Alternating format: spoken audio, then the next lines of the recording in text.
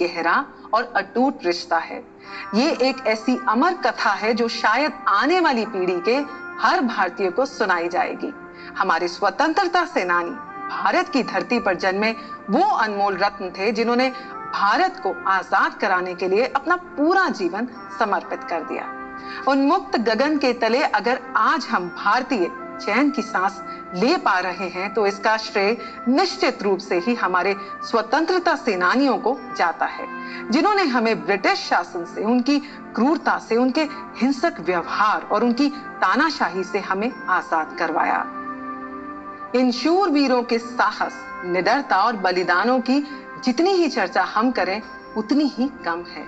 इन स्वतंत्रता सेनानियों ने हमारे लिए, अपने देश के लिए अंतहीन बलिदान दिए ताकि हम खुशियों भरा जीवन जी सकें।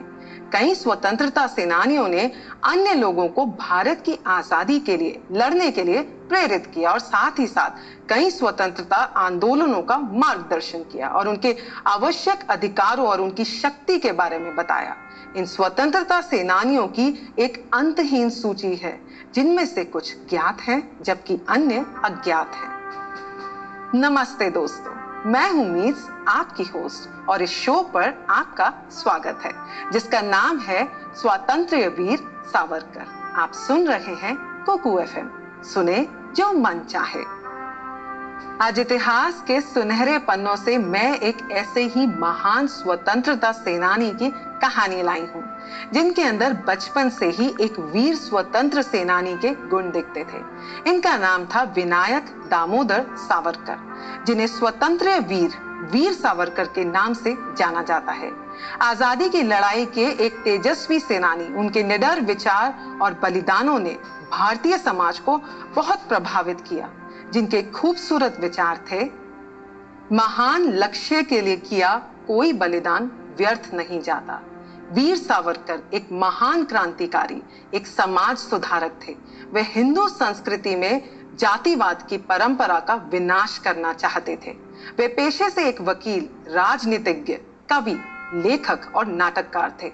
उन्होंने भारत की एक सामूहिक हिंदू पहचान बनाने के लिए हिंदुत्व का शब्द गढ़ा। वे स्वाधीनता संग्राम के एक तेजस्वी सेनानी थे, जिन्होंने ईयर 1857 के प्रथम स्वतंत्रता संग्राम का सनसनीखेज व खोजपूर्ण इतिहास लिखकर ब्रिटिश शासन को हिला कर रख दिया था। ईयर 1909 में उनके द्वारा लिखी गई पुस्तक the Indian war of independence 1857 में वीर सावरकर ने इस लड़ाई को ब्रिटिश सरकार के खिलाफ आजादी की पहली लड़ाई घोषित की। कैसा था वीर सावरकर का बचपन? कहां हुई उनकी शिक्षा? किस जुर्म के लिए उन्हें सुनाई गई थी काले पानी की सजा और भेजा गया था अंडमान की सेल्युलर जेल में? कैसे मिला उन्हें एक वीर का खिताब? विदेशी सत्ता के सामने ना झुकने वाले सावरकर जी का देश की स्वतंत्रता के लिए संघर्ष कैसा रहा? क्यों वीर सावरकर जी के गांधी जी और नेहरू जी से मतभेद रहे? राष्ट्र उनके तन और मन में बसता था और वे अपने जीवन के अंतिम समय तक राष्ट्र का ही मनन करते रहे। ऐसा लगता था उनका जन्म ही राष्ट्र में एक सकारात्मक परिवर्तन लाने के लिए हुआ था।